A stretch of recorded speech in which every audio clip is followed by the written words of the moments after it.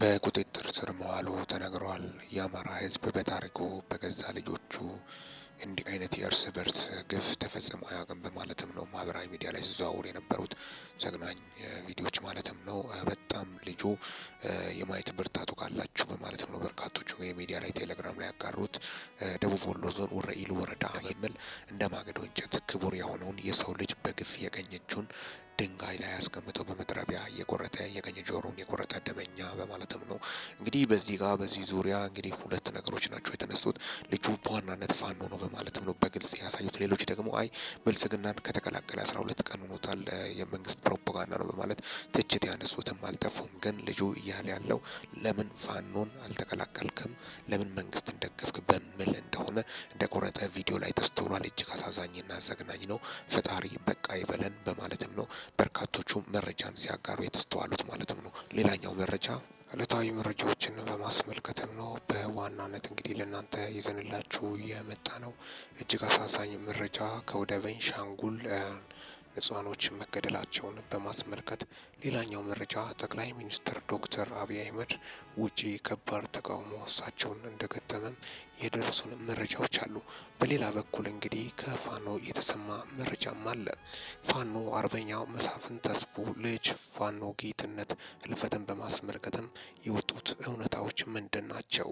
ሌላኛው መረጃ ከወደ አርሲ የተሰማው ተጨማሪ 3 ንጹሃን መገደላቸውን በርካቶች እንግዲህ ሀዘናቸውን እየገለጹ እንደሚገኙ ጭምርም በተለይ በአሁኑ ሰዓት ኢትዮጵያ ላይ እየተስፋፋ የመጣው የንጹሃን ግድያን እንዴት ማስቆም እንዳለብን በርካቶቹም ሀሳባቸውን እየገለጹና ድምጻቸውን እያሰሙ እንደሚገኙ ጭምርም የወጡት መረጃዎችን በማስመልከትም ነው ለእናንተ ይዤላችሁ የመጣሁት። ወደ ዝርዝር መረጃው ተሻግራለሁ። እስከ መጨረሻው እንድታደምጡኝ በትህትና ጠይቃለሁ።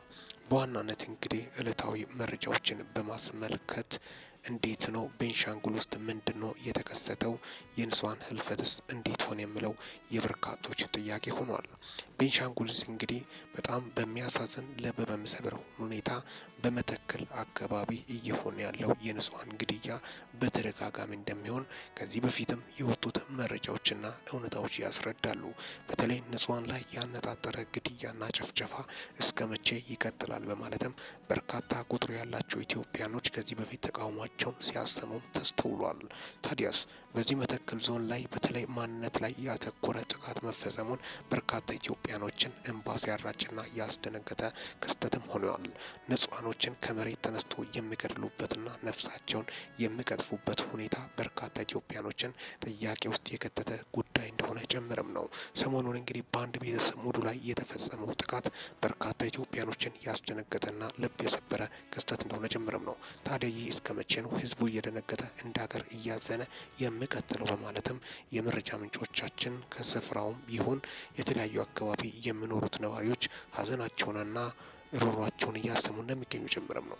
ሌላኛው መረጃ ጠቅላይ ሚኒስትር ዶክተር አብይ አህመድ የቡድን 20 ሀገራት ባቀኑበት ሰዓት ላይ ከፍተኛና ብርቱ ተቃውሞ ገጠማቸው። ስቶፕ አማራ ጄኖሳይድ ወይም የአማራ ጨፍጨፋ ይብቃ እያሉ ከፍተኛ ተቃውሞን ትውልደ ኢትዮጵያውያን በደቡብ አፍሪካ ሲያሰሙም ተስተውሏል። ይህ ጉዳይ ወዴት እያመራ ነው? ከዚህ በፊት እንግዲህ በተደጋጋሚ ጠቅላይ ሚኒስትር ዶክተር አብይ አህመድ አሻጋሪ የኛ የሰላም አለቃ ስሉ የነበሩት በርካታ ቁጥር ያላቸው ኢትዮጵያኖች ተቀልብሶ አሁን ደግሞ ከፍተኛ ተቃውሞን እያሰሙ እንደሚገኙ ጀምረን በሄዱበት ሀገራት ላይ አሁን ፊት ለፊት በመውጣት ተቃውሟቸውን እያሰሙ እንደሚገኙ ጭምርም የአደባባይ መረጃዎች ናቸው። ምክንያቱም የአማራ ህዝብ በአማራ ክልል ላይ እየተካሄደ ያለው ውጊያ አማራን የማዳከምና ፓራላይዝ የማድረግ ስራ ስልጣን የመያዝ ስራ ነው በማለት ስልጣንን ወንበርን የማስረዘም ስራ በአማራ ህዝብ ላይ ከፍተኛ ጭፍጨፋ እየተፈጸመ ነው በማለትም ነው ተቃውሟቸውን ያሰሙት።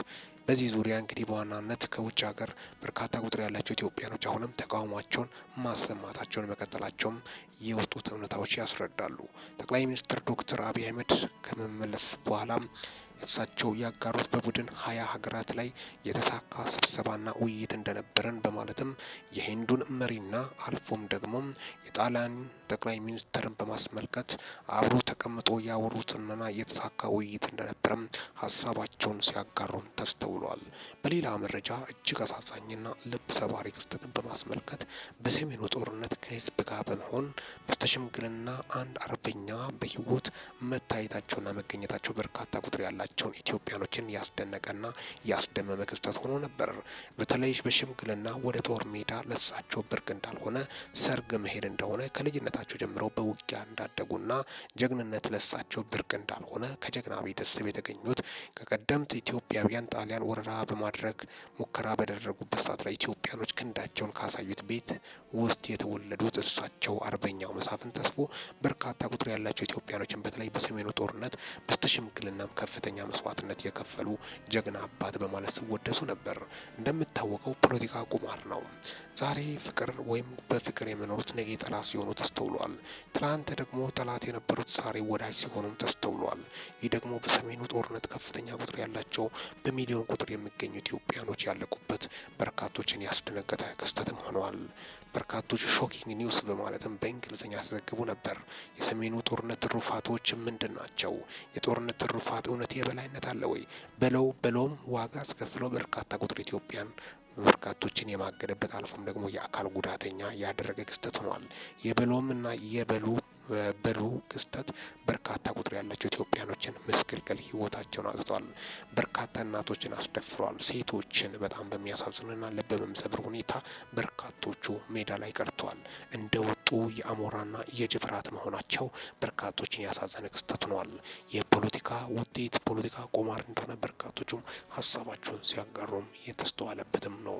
ይህን በማስመልከትም አርበኛው መሳፍንት ተስፎ ትላንትና ከመከላከያ ሰራዊት ጋር አንድ ላይ የነበሩት በማግስቱ ደግሞ በመለያየት ውጊያ ገጥመዋል።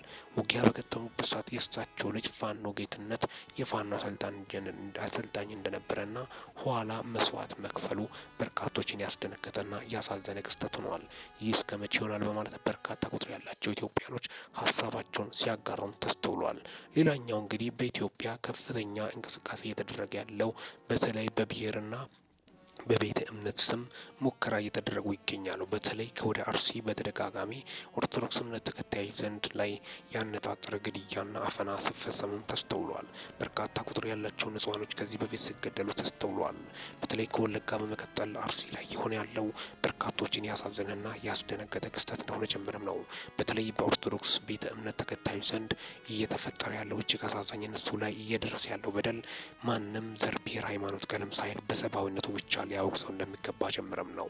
ሰሞኑን ብቻ በርካታ ቁጥር ያላቸው የቤተሰብ አባላት ከተገደሉ በኋላ አንዱ ህፃን በዚሁ እድሜ ቤተሰቦቹ ከተገደሉበት በኋላ እግሩ ተቆረጠ። በርካቶችን ያስደነገጠና ልብ የሰበረ ክስተትም ሆኗል። የዚህ ልጅ ህፃን የበርካቶችን ኢትዮጵያኖችን ሀሳብ ሀዘን ውስጥ የከተተ የሃይማኖት አባቶችን ልብ የሰበረ ክስተትም ሆኗል። ዛሬም ደግሞ በጣም በሚያሳዝን ሁኔታ ውጊያው፣ ግድያው አላቆመም። 3 ተጨማሪ ንጹሃን መገደላቸው በርካቶችን ያስደነገጠና ልብ የሰበረ ክስተት እንደሆነ ጭምርም በርካቶቹም ሀሳባቸውን የገለጹ እንደሚገኙ ጭምርም ነው። እንደ መንግስት ምንድን ነው ማድረግ ያለበት? ግብር መሰብሰብ ብቻ ሳይሆን የዜጎችን ግዴታ መብትን መጠበቅ እንዳለበት ጭምርም በርካቶቹ ሀሳባቸውን እያስተላለፉ እንደሚገኙ ጭምርም ነው። ኢትዮጵያ ምድር ላይ እስከ መቼ ነው ፖለቲካ ቁማር የሚሆነው? ስር ያለው ምስኪን እስከ መቼ ነው የሚገደለው? በማለትም በርካቶቹ ሀሳባቸውን እያጋሩና ቅሬታቸውን እያቀረቡ እንደሚገኙ ጭምርም ነው። ስለዚህ የንጹሃን ግድያ ይቆም ይብቃ በማለትም በርካታ ቁጥር ያላቸው ኢትዮጵያኖች ሀሳባቸውን እያጋሩ እንደሚገኙ ጭምርም ነው። እስከ መቼ ነው የንጹሃን ግድያና ህልፈት እልቂት? በማለትም በርካታ ኢትዮጵያኖች ሀሳባቸውን እያጋሩ እንደሚገኙ ጭምርም ነው። ልብ ሰባሪው ክስተት አሁንም ከወደ አርሲ እየተሰማ ያለው ፊት ያስፈልጋል። በርካታ ቁጥር ያላቸው ኢትዮጵያኖች እንደ ቅጠል እየረገፉ ናቸው። ስለዚህ አጠቃላይ እንደ ሀገርም እንደ ዓለም ብቻ ሰላም ያስፈልጋል። ሰላም ስኖር የሰላም ሰው አየር ስተነፍስ በሰላም ወጥቶ መግባትን የመሰለ ነገር የለም። ከሁሉም ሰላም ይቀድማል በማለትም በርካቶቹ ሀሳባቸውን እያጋሩ እንደሚገኙ ጭምርም ነው። የፖለቲካ ፍጆታ ፖለቲካ ነገር ሀገሪቷን ከየት ወዴት ነው በማለትም በርካቶቹ የገለጹ ናቸው። መንግስት እነዚህን በተለይ በህገወጥ ህዝብ ላይ ንጹሃን ላይ ጭፍጨፋ የሚፈጽሙት ቡድን በተለይ በአርሲ አካባቢ ያሉትን በሕግ እንዲጠይቃቸውና በቁጥጥር ስር እንዲያውል ከፍተኛ ጥሪና ርብርብ እየተደረገ እንደሚገኙ ጭምርም ነው።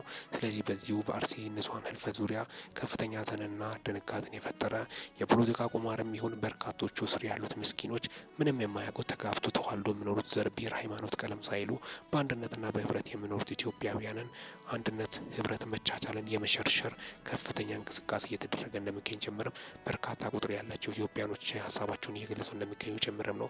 ይህ እስከ መቼ በማለትም ነው በርካታ ንጹሃን ኢትዮጵያኖች ሀሳባቸውን እያጋሩ ያሉት።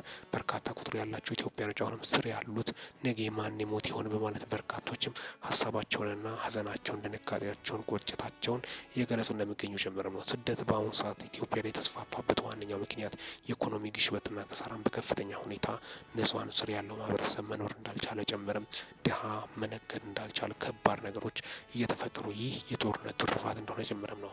ፖለቲከኞቹ ነገሮችን በመቀመጫ ዙሪያ መፍታት እንዳለባቸው ነገሮችን በመወያየት እንጂ ግድያ፣ በቀል እየወለደ ጥላቻን እየወለደ እልቂትን ይዞ ስለመጣ ስለዚህ ይህ ጉዳይ መስተካከልና መቀረፍ እንዳለበት በርካታ ምሁራኖችም ሀሳባቸውን እያጋሩ እንደሚገኙ ጭምር ማጠቃለያን በማስመልከትም ነው ለእናንተ ይዤላቸው የመጣሁት። ዕለታዊ መረጃዎችን በማስመልከት እጅግ ልብ ሰባሪና አሳዛኝ አስደንጋጭ ክስተቶችን በማስመልከትም ነው ለእናንተ ይዤላቸው የመጣሁት። እንደ ሀገር ምን መደረግ እንዳለበት፣ ምን አይነት ጉዳይ፣ ምን አይነት ውሳኔ እንደሚያስፈልግም በርካታ ቁጥር ያላቸው ኢትዮጵያኖች እያሉ ያሉትን ሀሳቦችን በማስመልከትም ነው ለእናንተ ይዤላቸው የመጣሁት። ሰብስክራይብ በማድረግ ወቅታዊና ታማኒ እንዲሁም ሚዛናዊ መረጃዎች ሊደመጡ የሚገቡ መረጃዎችን ያገኙ። አጠቃላይ እንግዲህ ዕለታዊ መረጃዎችን በማስመልከትም ነው ለእናንተ ይዤላቸው የመጣሁት። በወቅታዊና አጭር መረጃ እስከምንገናኝ ድረስ በያላችሁበት ዓለም ክፍል ሰላም ያቆያችሁ።